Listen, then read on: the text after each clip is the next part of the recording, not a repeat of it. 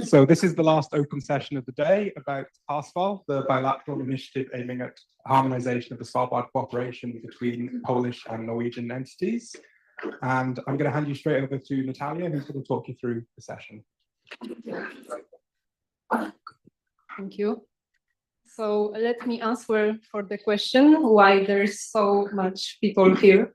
This HarSval, bilateral initiative aiming at harmonization of the Svalbard cooperation.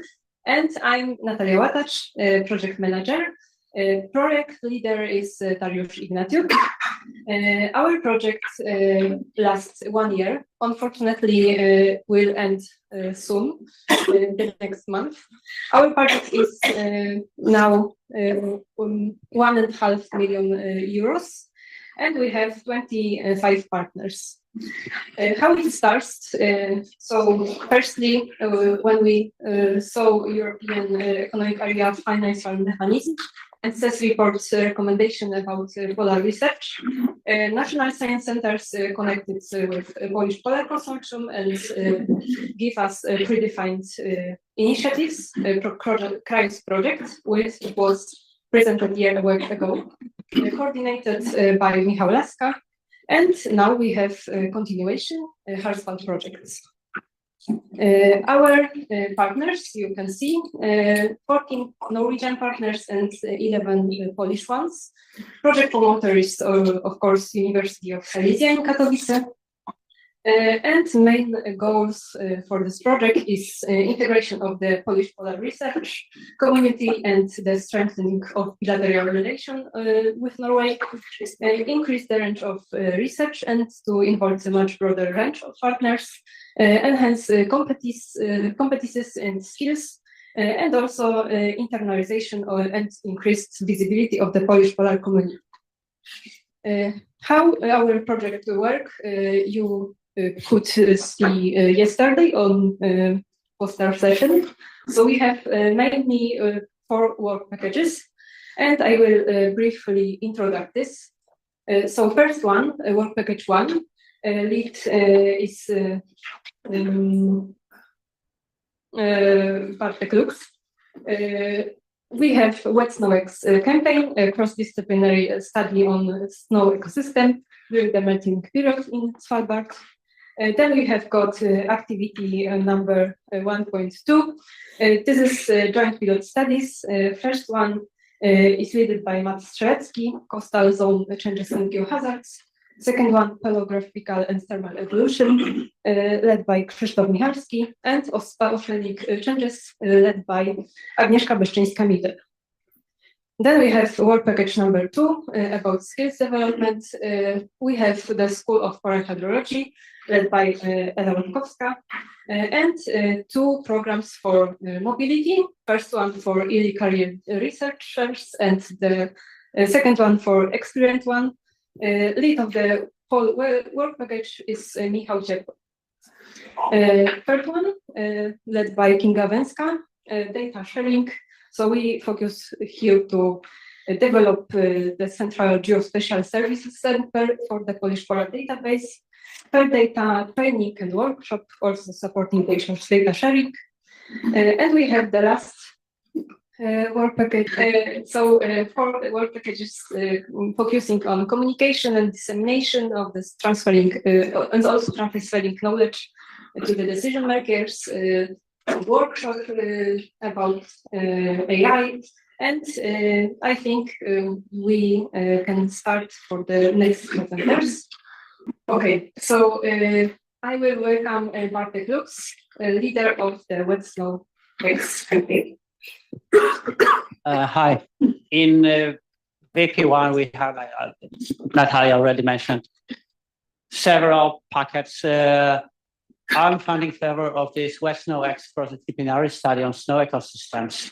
And during my career in Svalbard, I had the privilege to work with different teams, with snow chemists, snow microbiologists, but it was always like small groups of people, 2-3 people in a field. And quite a lot of them did not know each other before. So behind the Wet Snow X, there was idea to get all the people together during their 3-week-long field work between April 27 till May 20. And we gathered 22 people from 14 different institutions from Poland and Norway. Unfortunately, it was not possible to get all of them at the same time, as there's no such capacity in HarSval station, but we had like 3 different trips with mix of different people, as I said, with background in snow physics, snow remote sensing, snow microbiology, and different types of snow chemistry. And well, it's impossible to present all the results we had and all the data we gathered during this time period. So there will be just few like snapshots what has been done. So first gonna be Eero Rinne, and how he's still here. And he'll talk about extremely nice experiment with it right outside the station. Yes, thanks, Bartek.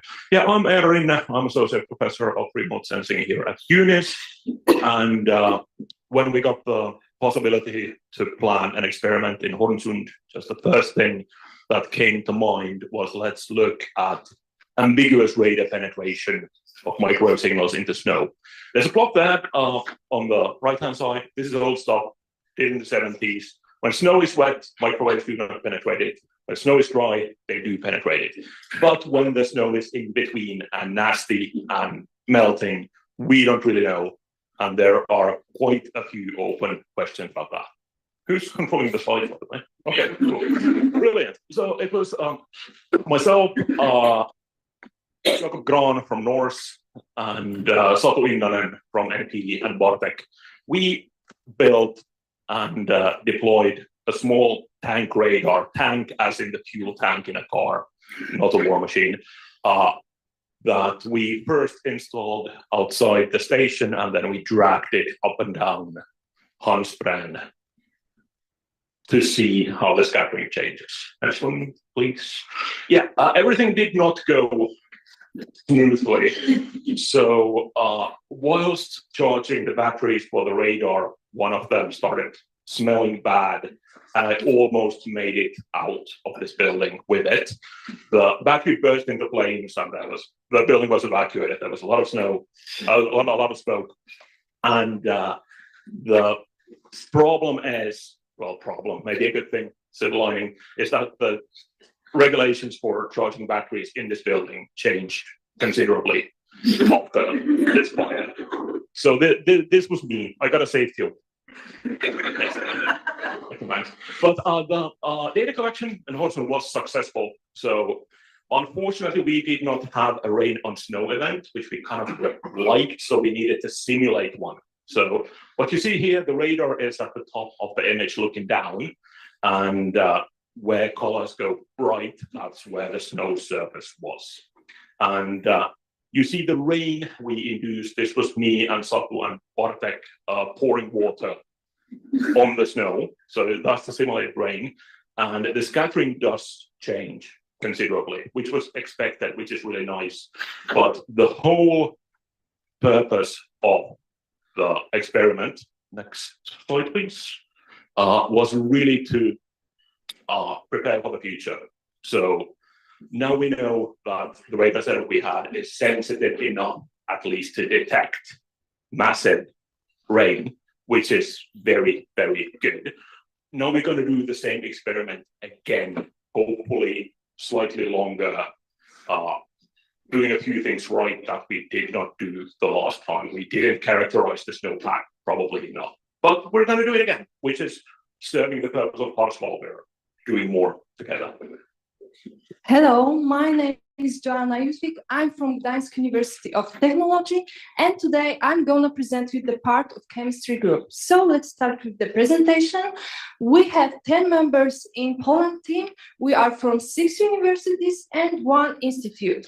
We are specializing in different chemical parameters in environmental samples, and that's why HarSval project led us to cooperate together and do the same analysis in the same time with the same area. So it will be the huge knowledge for the Svalbard investigation. What is more, the HarSval project led us to go to the internships to Roland and also Jacob, where we could expand our knowledge about the methods and also preparing the right conclusions to our results. The next slide, please. Before going to the expedition, we should prepare the research problem. And the first one was, is there an impact of the Polish power station HarSval on snow composition? But for us, it wasn't enough. We prepared 4 transects where we tried to find different impacts. First one was the biological transect, where are living the little oaks. The next one was the snowmobile track. The next one was also transect with impact of Polish polar station in HarSval. And the last one, we are trying to find the difference in chemical composition of snow with high altitude. Next one, please. After the collecting samples, we are going to the laboratories. Some part of analysis were prepared in Polish power station HarSval, but most of them was prepared in our laboratories in Poland. Still, some parameters are in progress, but most of them are under discussion. And yesterday, we presented our poster. The first one was Victoria. She has observed that parameters like total organic carbon and also total nitrogen has the highest concentration in the area where are living the little oaks. And this can be caused by the products of metabolism in the little oaks, and also they can be from the matter organic, which can be transported by birds. The next one was my poster, where I prepared the results from compounds like polycyclic aromatic hydrocarbons. They are formed during the combustion of fuel wood, and we have seen that in the point where are driving the snowmobiles, the concentration of compounds like polycyclic aromatic hydrocarbons are the highest. These compounds are really dangerous because they can be biomagnificated in the food chain. And after that, we have still some results which are under discussion, but we need to meet together and prepare them. What is more, our goal is the main that we want to prepare the publication, where we want to find the correlations between whole parameters, and also we want to include also the biologists, which help us with the preparing conclusions. Thank you. Hi, I'm Sławek Sułowicz from University of Silesia. I'm an environmental microbiologist, and I had the pleasure to be a part of this small 3-person microbiology group, but it's obvious that it's a pretty small group. And because our task was, we tried to conduct a consensus of microbial and faunal biodiversity. We tried to measure functional diversity, biomass, and everything what is related to microorganisms, and correlate the structure of this microbial communities with chemical and physical parameters of snow. Again, we have the same transects, 4 transects from that we try to study. More than 40 samples we collect in the field, because, please next slide, we try to focus on the study of the effect of nutrients and impurities on the snow microbial communities. Because our hypothesis was that these birds, little oaks communities, significantly alter snow microbial communities because of the chemical composition that is changed. We are microbiologists, so usually we use a microscope or some molecular methods. We use short and long read sequencing to detect, to evaluate the microbial community structure. And please next slide. And I have to say that the results are not the most important part of this, because the most important outcomes is that we collaborate, we did something together. Some persons said that the main idea was to that people from different universities, in this case from 3 different universities, meet together. We shake them on partnership, and let's check what will happen. So what happened? We form a well-understood and cooperative research team. It's very important that you work with people that you like and you can rely on them, and it's a really good time. You can work hard and you are not tired if you collaborate with that kind of people. I had a pleasure also to visit a lab in Oslo that we finished bioinformatic analysis of our first part, short-read sequencing, that allowed us to evaluate microbial community structure. I attached the most colorful figures from this analysis to prove that we did it. But the most important for us was that together we could analyze this data and test different strategies, and we discovered that not only little oaks are important, but other wildlife also create are responsible for early snow colonization. And we prepared some manuscript draft to other expected, so because it's a lot of data that have to be analyzed, and we started with 3 people that were responsible for this microbiology part, but now much more are involved, and because it's a lot of work to do. So I think that it's the most important outcomes from this part, and I hope this task will be very successful, not only because of the data, but also because of this new collaboration. Thank you.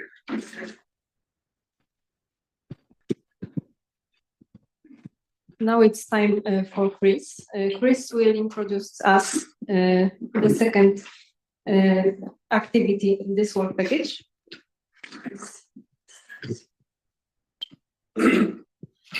Hi everybody. Our activity consisted in the fact that with the team that it's on the next slide, we had an expedition on eastern part of Svalbard on Senswaya. This is the route that we had. Next slide. Yeah, we started with some preparations. That's the entire team, which is Matt, Will, Anders, Wim, me, Ivo, Zuza, and down is Agnieszka. We were a combination of to study the geohazards, and then with Willem was with the lake borings, with Anders as well, and me, I was dealing with the geohazards affecting cultural heritage sites. Next slide. Yeah, these are some photos from what we saw from the boat. Some really unique landscapes around us. This is literally the first step that we had at the cabin from Agarbukta. A lot of I documented the cabin, and my Polish colleagues undertook some UAV flights. Again, this is the Bulchur-Gupta cabin. We only had the chance to make a photo from the distance because there was a bear behind it, so we had to run. Next slide. This we are on Svenskoja already. Some really unique landscapes. Further away, we in the end we documented the one of the 4 Merkel's cabin that exists on Svalbard, the one from Cap Petersen in the northeastern part of Svenskoja. Yeah, we also took UAV flights. Like all the data is under processing, and we are getting ready some papers. Thanks a lot. Thank you, Cris. So we will invite now King Senger. This task will be about paleographical and thermal evolution. Thank you so much. I'm Kim. I'm a professor in geology here in this building, and I was really happy to join HarSval because I could go on an expedition to some fantastic geology. We met Cris and everybody there as well. And I didn't have to deal with the paperwork, with the organization, team selection. I just came, did the research. Let's go. That's what we look at. We have a hammer and PhD students, and we work on these outcrops. Next slide. We also take drones. We take pictures relevant for us, but also for others. Next slide. And then we had this task of paleogeographical thermal evolution. So Cris Michalski developed it together with us. And we are trying to understand what the climate was in the Mesozoic and how these igneous intrusions, Cris already had some nice pictures of them. How old are they and how did they influence the global climate? And they are all over Svalbard, and not just Svalbard, it's all over the Arctic. So when we talk about Svalbard research not being enough cited as we want, it's because we focus on Svalbard, we pan-Arctic in this case. And one of these are these dolerites. Next slide. And when we fly the drones, it's not just to take nice selfies, it's to make georeference outcrop models, which we then share fairly through Zenodo. Sorry, Stein, sorry, Luke. But that's the easy way because we don't have enough capacity in-house at UNIS. And then they are shared. This is Janusfjord, it's not from this trip, but we have about 15 models from this trip out to East Svalbard. Move on. And there's two components of this activity 1.2.2.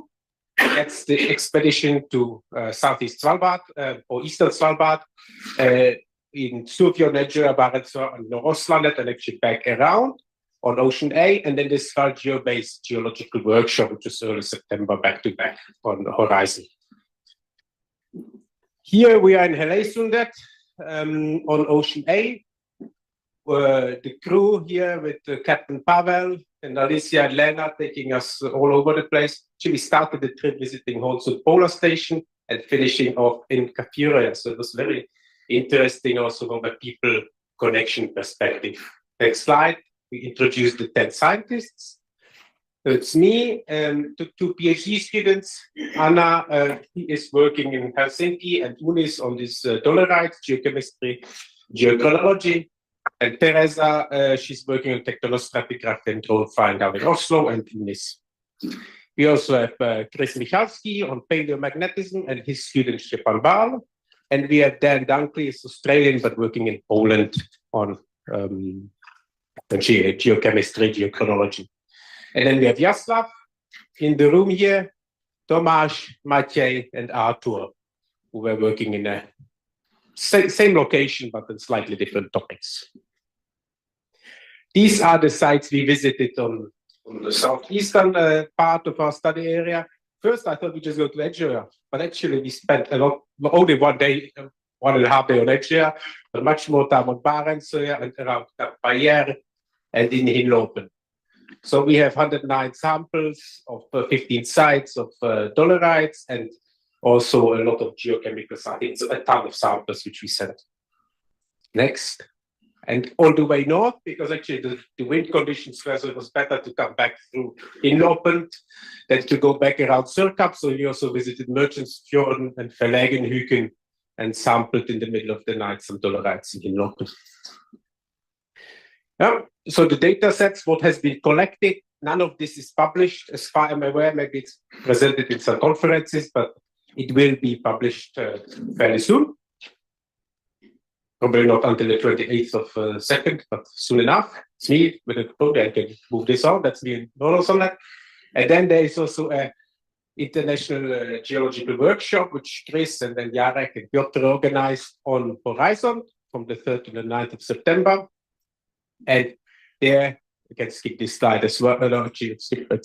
So we are going from Longyearbyen and up to north, and it's looking at the basement. And this is a workshop which was held 11 years ago with Polar Institute, and now it was held again, the same concept, with scientists coming all the way from Australia to join this, and others are developing ideas based on the visits and the discussions on board. They had a little bit bad weather, so there was a little bit of puking involved on that trip. Next slide, outcome will actually be published now in February in a special report with some also recommendations. And I know also a few of the people on board, including Chris Michalski, was working with us on the CES report geologists. Actually, they use a lot of the CES report recommendations in this in this report as well. With that, thank you very much. And if you want to hear more about geology, I'm here.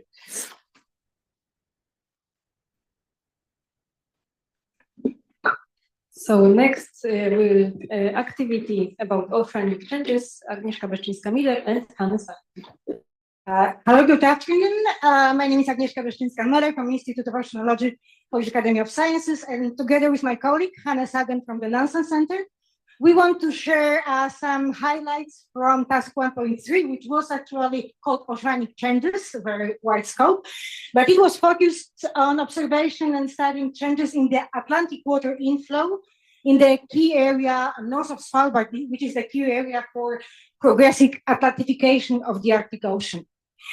And the main activities under this task included participation in the HIOS 2024 cruise in the Arctic Ocean to the Nansen and Amundsen Basin, but also including the area north of Svalbard, to share experience, to learn from each other, to work on the best practices about the mooring operations, not a single, but multiple. Then the next activity was to recover a deep ocean mooring exactly in the middle of this area north of Svalbard, which has been there for 3 years. Next, we work on design and preparation of a new ocean mooring, which is to be deployed during the next fifth season, and also data, of course, towards the data paper and maybe more. And now I would like to give the floor to Hanne to tell you a little bit about the cruise. She was the cruise leader. Thank you. So as Agnieszka said, I'm Hanne Sagen. I'm from the Nansen Center in Bergen. So this summer we had quite a long cruise.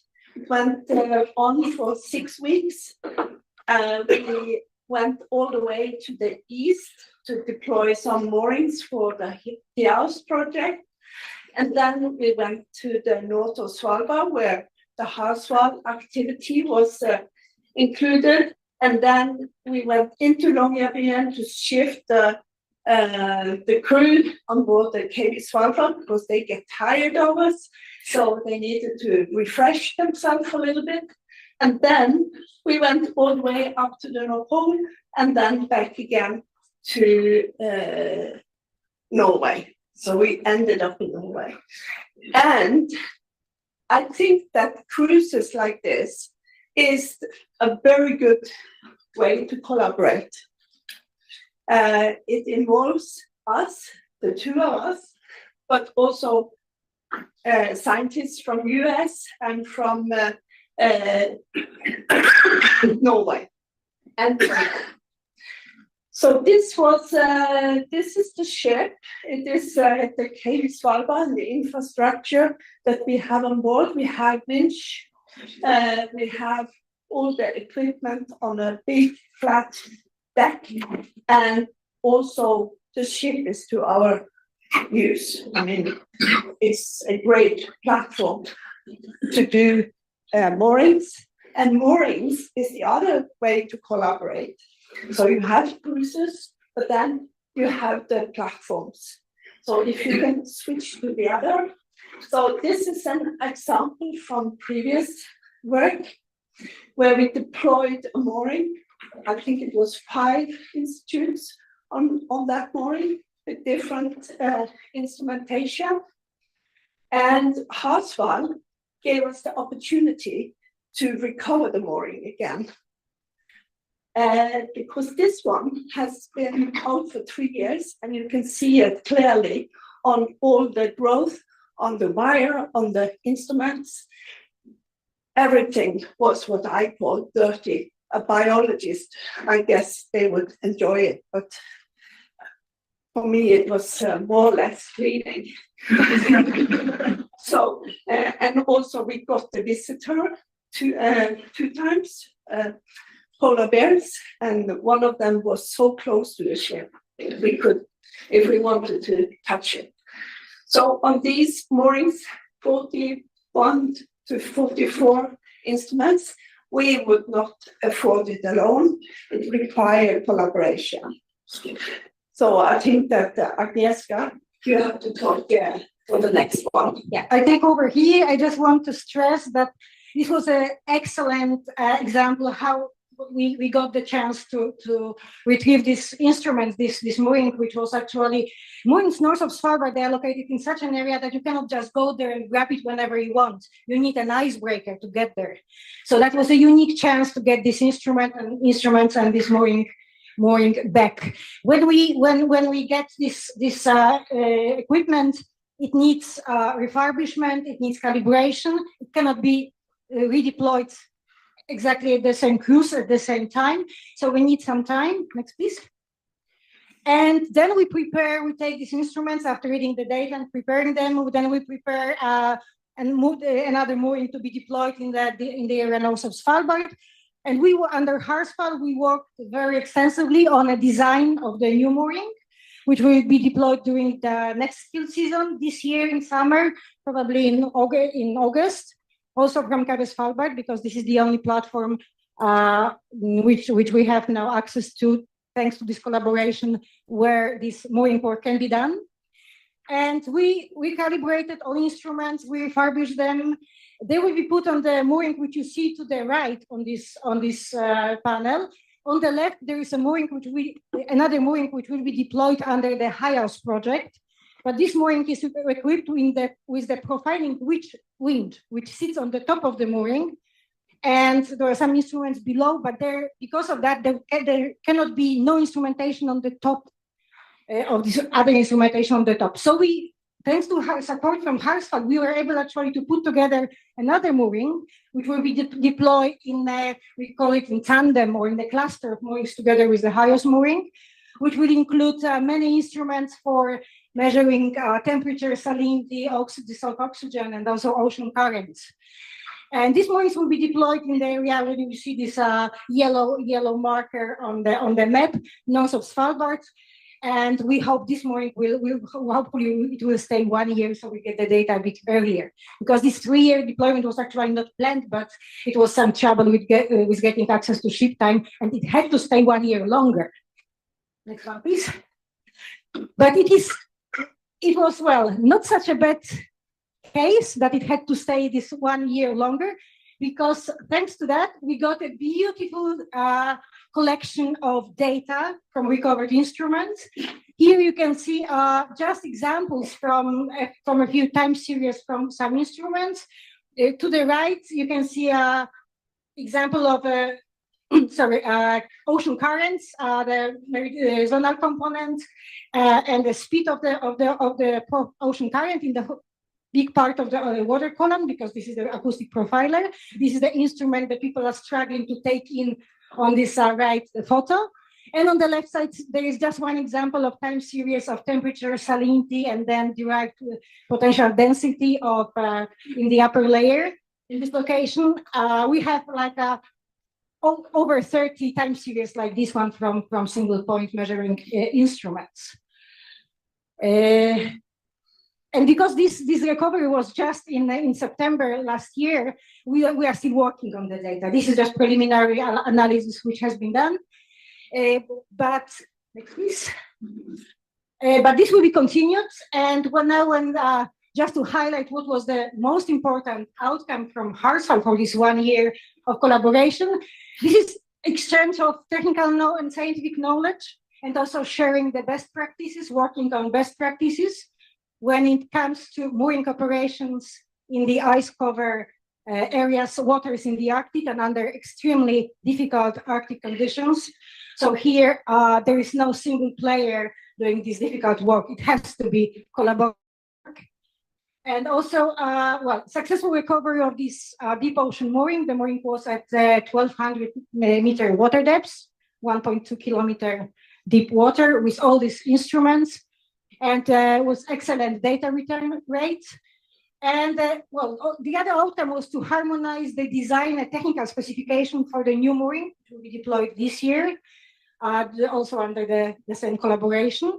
And also joint analysis of the new data, which we got from this recovered mooring, but also in combination with data from other moorings, which have been deployed in this area during last decade. So future plans, of course, the deployment, which is planned for summer this year with help of Norwegian Coast Guard icebreaker HarSval and collaboration with Nansen Center. With additional instruments, we will have these collaborative moorings where different partners are putting their instruments on one shared platform. So sharing is here is the keyword. We want to publish a data paper for the data from the mooring, which was just recovered. That will be the first step. But already now we are thinking about continuing this collaboration and preparing a big review paper based on the data north of Svalbard from different moorings, where not only physical observations were collected, but also biogeochemical and biological measurements were actually measured for last, let's say, decade, because there were a few moorings in the area starting more or less in 2012. So there is a lot of material which we will be able to put together thanks to this collaboration between us and the Nansen Center. And also, I didn't mention, but the Norwegian Polar Institute is heavily involved here. And the three of us, I hope we will successfully continue in future. Thank you. And now time to School of Polar Hydrology, Ela Łepkowska. Thank you for introducing me, Natalia.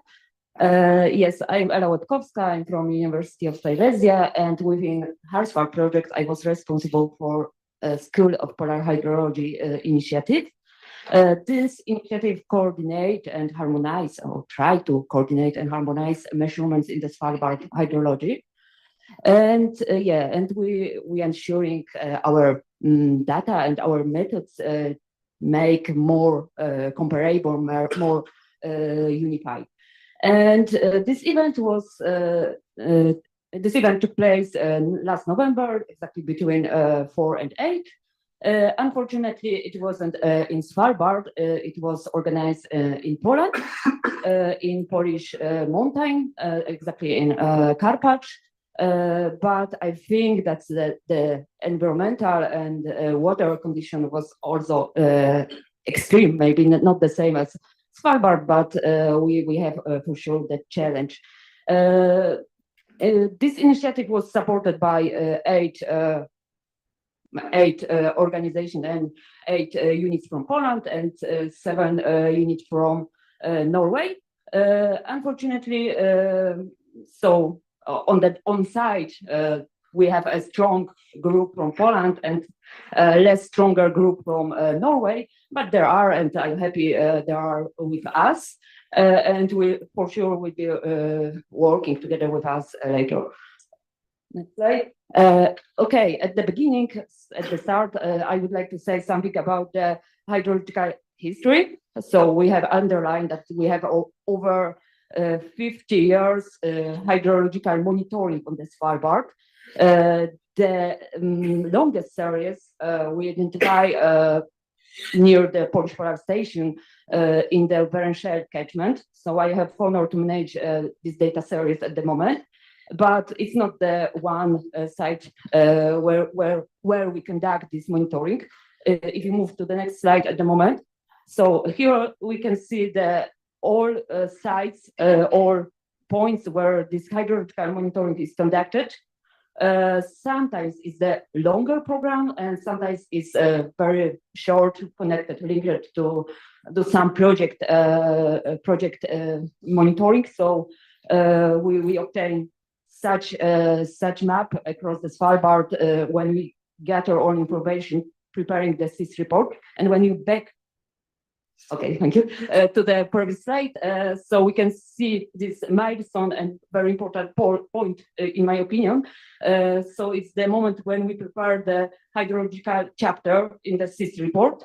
So in this moment, we gather all community which is involved in the hydrological research.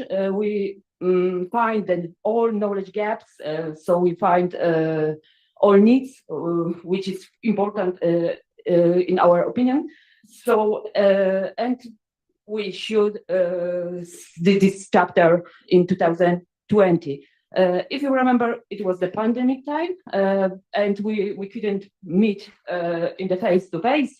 So we decide after this moment, we applied to the Svalbard Strategic Grant to organize such hydrological workshop, and we done it. We awarded this Svalbard Strategic Grant for organizing this hydrological workshop, but we have to postpone it, and we have to wait for the better moment. And finally, during this Polar Night Week, this hydrological workshop will take place. So we start tomorrow, but in the same time, we're still thinking about this initiative. We're still about the gather our community and go forward. And we obtained the opportunity from the HarSval project, and we decide to organize the School of Polar Hydrology. So we do it in 2024. And I think that both initiatives, this hydrological workshop and our school, will be create the future and will be our cooperation. Next slide. And next one. And something about the our activity. So we focus on the methodology, but our activities cover the 4 main topics. One was connected with the physical hydrological measurements, where we focus on the comparison the methods of the flow velocity. Another one was dedicated to hydrochemical and microbiological methods. So we check different methods how to detect the water chemistry. So we also discussion about the how to apply remote sensing in hydrology. It's quite obvious, and we have a slot dedicated to limnology in polar region. And next slide. I think that one of the important part of the School of Polar Hydrology was our field campaign. So we are planning it, and then we go to the terrain, and we tested our equipment, we tested our methods, and what was fine. So our support provide us a Karkonosze integrated environmental monitoring system. It's in the Poland we have some points such places where this monitoring is conducted, and one of them is located near our venue. And thanks to them, we have a background of the data, and we can verify and validate our data which we obtain. But I think the most important success of the school is the building very fantastic and big group which want to cooperate together and which will create the future. Next slide. And here we try to find the need, what we need to go Svalbard hydrology move forward. And yeah, it's quite obvious to all research fields, but maybe I pointed it. First of all, we have to create building some network. So as you see, we have a lot of points on the Svalbard map, but we until now we don't join our efforts. We don't join this point. So I think that the first step we should do to building this network. And this network should be built for standard for unified methods, which we apply there and obtain the standardized data. Of course, we put our effort to use advanced tools. So as we tested in the terrain, so we find some tools which should be adapted to the extreme condition, but there are, and it's possible. And we have some examples and some tools which we want to adapt. And we should use the remote sensing. It's quite obvious. The key is collaboration, I think, and we decide after our school that we are meet regularly, and the school will be formed in every year and maybe every 2 years. And what the next we should look at research challenges. For sure, we should revise water balance and components of it, and we should take into account the variability of hydrological response, because we have difference between north and south part of the Svalbard. Okay, next slide.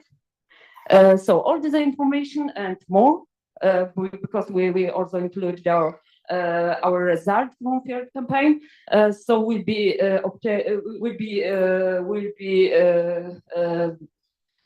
possible to read in the report. It's it's very advanced, but yeah, I hope it will be ready by for our night week, and we release it. But unfortunately, we need a little more time, and maybe next month will be ready, and for sure will be share the effect of it. Next slide. And it's all from me. Thank you for attention, and I think that me and all the group who stay on the bridge is ready to the working together and working and develop the research in hydrology. Thank you. Thank you. And now I will say something about mobility in HarSval project. Starts from early career stage. There is some statistic information. We have got 33 beneficiaries of this competition.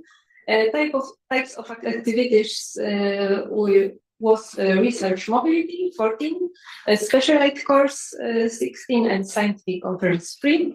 The most common range amount of funding in Polish zlotys was from 5,000 to 10,000, and little gender balance. So we have got 19 women, 12 men, and 2 non-binary person. Next slide. And when it comes to direction of mobility, early career stage was choosing mostly Europe.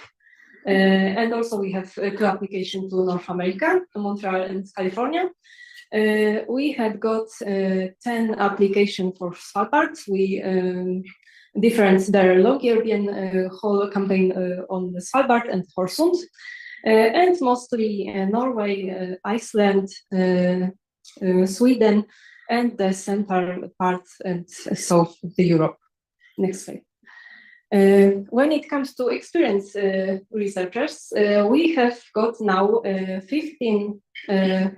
21 finalized mobility status, and we have also 15 ongoing one. They will end in the next month, and our units are really happy to take a chance in mobility.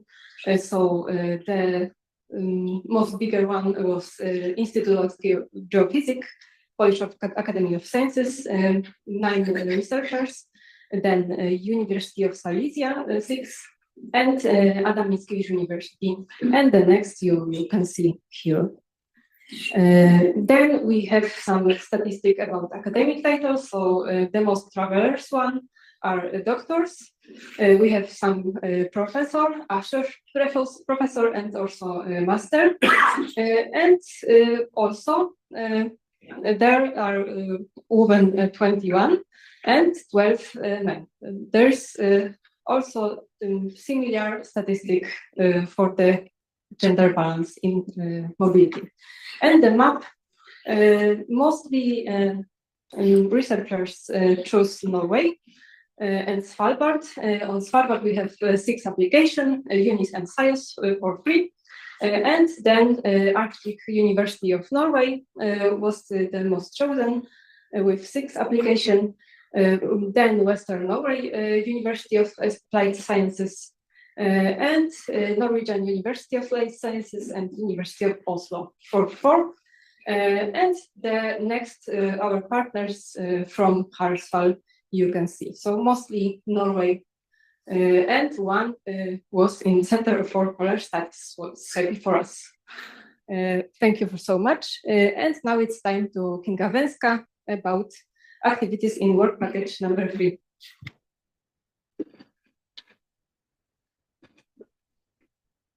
So good afternoon, everybody. My name is Kinga Węzka. I'm working at the Warsaw University of Technology, and I will try to describe you a little bit about the work package 3 on activity in the area of the fair data and open science.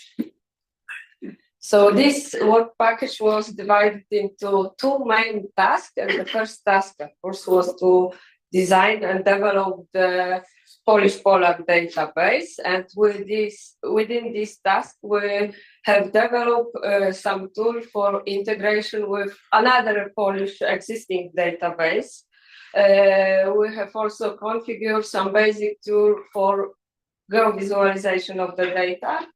And we have also configured and developed some tools for data analysis, including big data and AI analysis as well.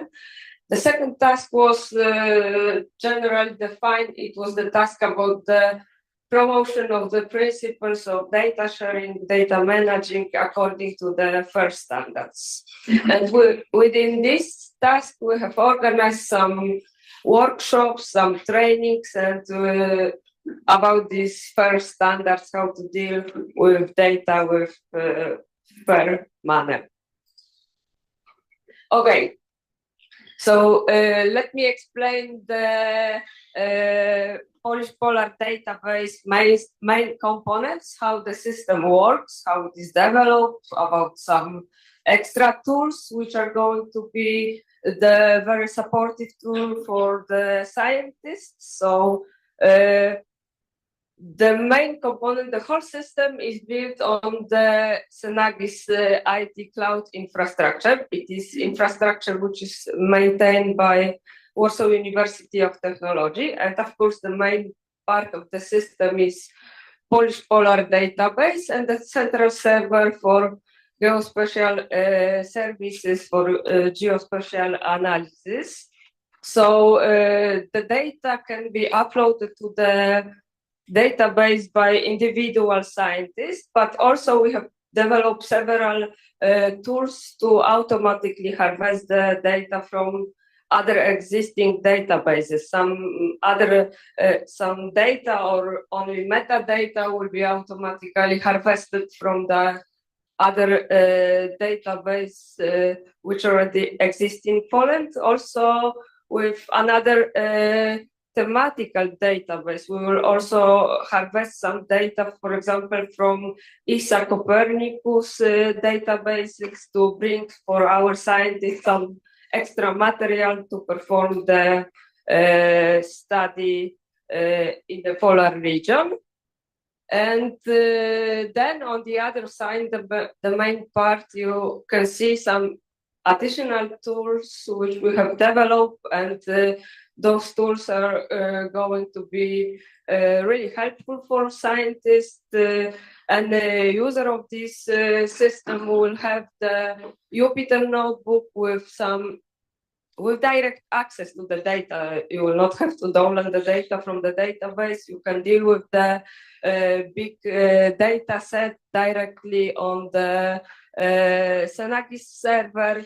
We have also developed some tool which we call it Polar Map Viewer. It is the viewer for geospatial data, for some 3D model.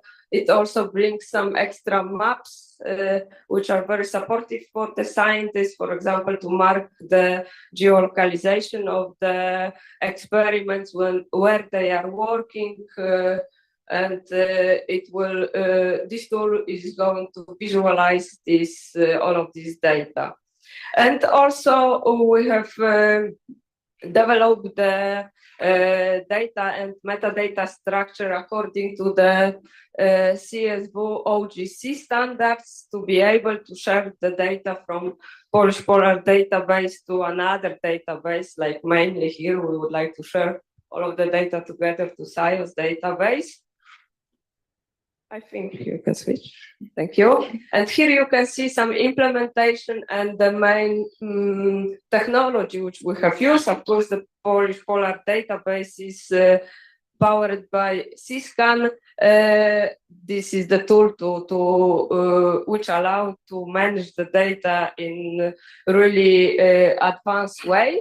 We have also developed Polar Map Viewer tool, which is powered by Map technology, and of course all of this system is developed and built on the Sonagis IT cloud infrastructure. Here you can see the main on the left one. You can on the left part, sorry, you can see the main panel of the Polish Polar database. Where you can see the main component of this database. We have already fed the database by data from the existing database of University of Silesia. Yeah, it is like 100, almost 70 data sets already in our database. And some review, you can click fastly of the subscreen of the database interface, like each component, like Polar Viewer. The next one, here you can see, like, for example, the data which has correct geolocalization, like coordinates, can be visualized where the researcher did the study. Also here. And now I will move to the second task of work package 3, which was generally defined as a task about how to promote the first standards. We have organized some workshops and trainings, how to manage the data accordingly properly with the FAIR principles. One workshop was organized in Warsaw. Here, the workshop was some session of the workshop was conducted by our colleague experts within this topic from Norwegian Meteorological Institute, and also was some session were conducted by experts from Polish National Science Center. And additionally, within this task, we have organized several trainings for institutions who are member of Polish Polar Consortium, and this supports and training we are going to continue to help our scientists to prepare the data to upload to Polish Polar database according to the fair manner, to be fair with the data, yeah, at the end. And I think that's all. Just as a summary, I would like to share with you the information, like Polish Polar database will be launched on a public server very soon. We are going to do at the beginning of February. And what is worth to underline that this proposed solution is not only like a standard database, it also provides some extra tools for scientists to support them with some analysis, to work together on one system with another scientist from another institution. So yeah, I hope it will be very useful and will bring some new advantages in the cooperation. Thank you very much.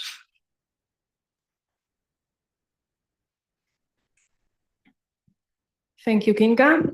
Now it's time for Michał Laska and about work package number 4.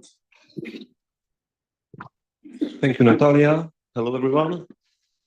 I've got the privilege to lead the work package number 4 with the great support and the priceless help from Monika Szkarłat from Maria Curie Skłodowska University. Since presentation becomes smarter when you place a good citation here, I decided to place the information which I had yesterday. So communication is a part of everything, which said Christiane Hübner yesterday. So I think that is a good introduction for this work package. And please, next slide.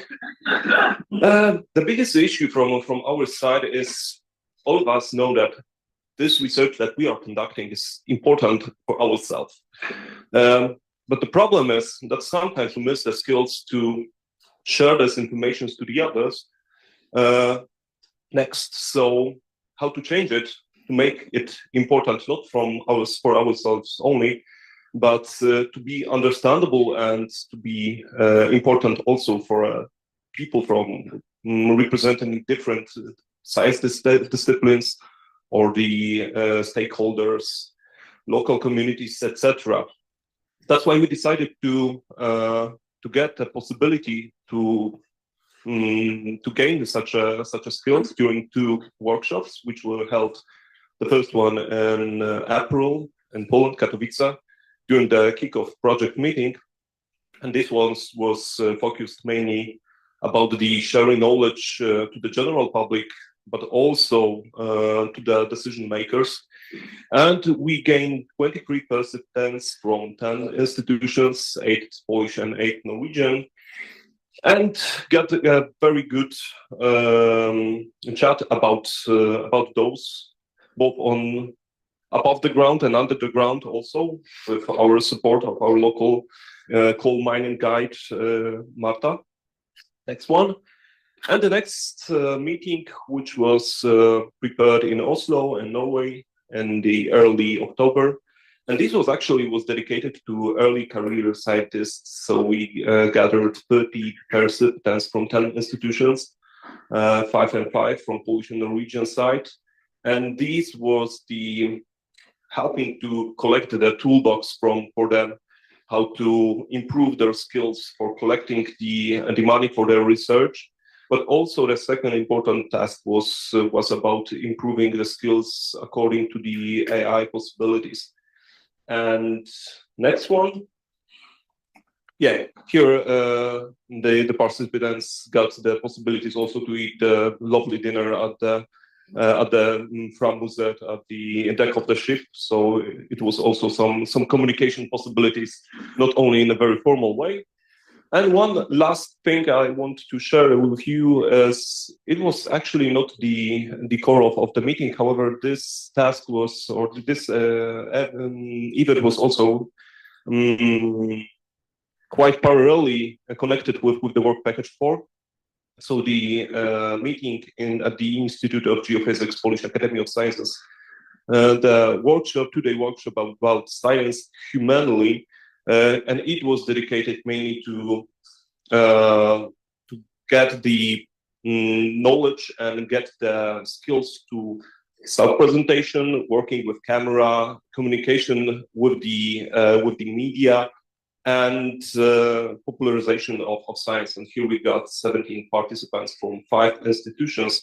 And from my side, I'm very glad and thank you for helping to this work package, to those who were attending and to those who were cooperating with that. So Ash, Ela, and Natalia, Monika as well for support of making those things clear and done. Thank you very much, and thank you for your attention.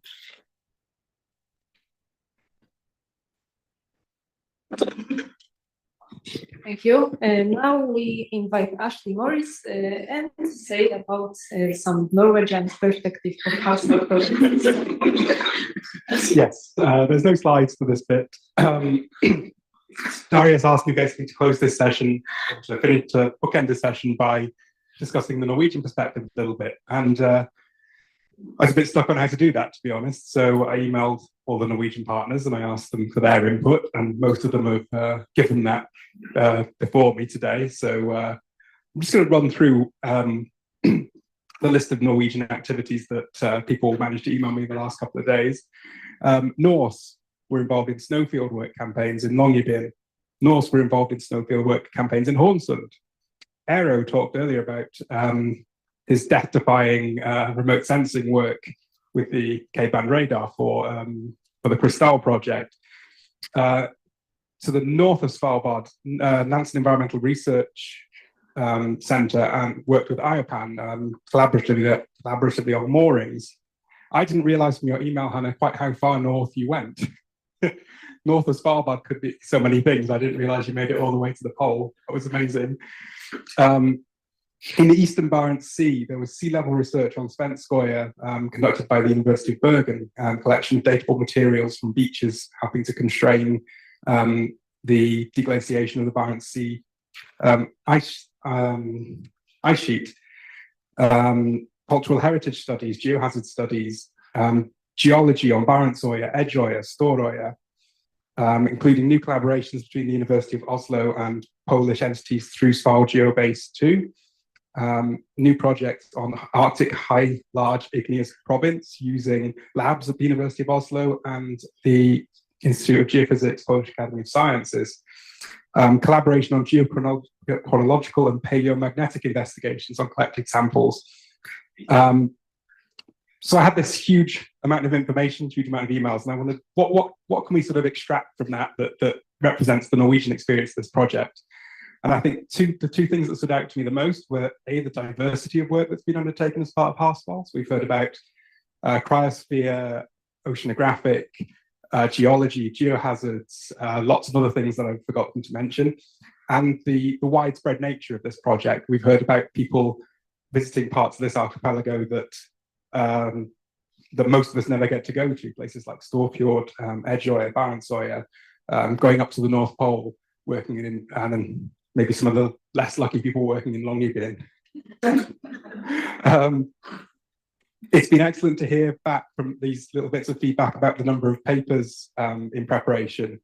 There was real enthusiasm from everyone I heard back from about the project and about the science that's come out of it and the collaborations that have formed as a result of it. I think also the Senior Researcher Mobility Fund is something that was mentioned a couple of times as a really positive aspect of the project. And I think I would finish by saying that the most positive thing in the feedback I got was the number of people who discussed follow-on projects that are either being written or being funded to carry on these collaborations that are the result of HarSval. So I think everyone that's involved should congratulate themselves on a really excellent project. Thank you.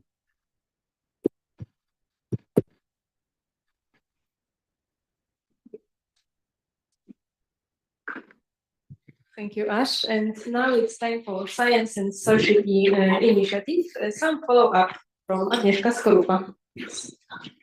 Hello, everybody. I just want to briefly introduce something to you, what is going on now, but what is resulting from the previous very, impressive perspectives and research outcomes which you described today. So I'm a psychologist, so probably the most unique specialization here in this group. However, I'm the part of Science and Society bilateral initiative in social sciences and art and humanities. So why we are doing that? Because we would like to interest you with the context of your work. Your work is not only about marine, about environmental sciences, about, chemistry, hydrology, but it's also about cooperation with broader field of respondents, with maybe other policy actors or other society actors. And what are our aims now? We've got 3 aims, as you saw previous slide. First is organization of a seminar. It was mentioned before by by Michał that Monika Szkarłat organized some workshop together with other collaborators on cooperation with policy actors, educational actors, but also scientists involved in promotion of science. And this is very important for everybody of us. It doesn't matter what discipline we represent, because we need funds and we need to make our data visible for broader society. Next one. And what we are doing, and this is my very big question to everybody also, we are now collecting data on the efficacy of previously introduced projects. So as you see here, there is CRIOS, HarSval, BRIC, IdeaLab, or any other projects in which you were involved in any type of collaboration with a broader science society interaction. So if you used to cooperate with policy actors or with schools or with media or with any other type of this I don't know, variety of social society interaction, please pay attention to emails which you may probably receive from I don't know, leaders of your projects, that we really kindly ask everybody to take part in our enquete, just to understand better what type of social and scientific cooperation you are interested in, and how do you understand that, and up to what point it would help you probably potentially in gaining future maybe grants or other initiatives. So after this presentation, we will probably resend the link if anybody of you missed it. So please kindly fill it in, because it will be extra helpful for us. And the last one, what we are doing, we are also spreading a good word about the potentiality of cooperation. We are involved in many initiatives. You know all of them, so I will not describe them, but I would like to impress that yes, social science are important because they make a context for all other science cooperation and results. So thank you very much, and we really count on your contribution with the enquete.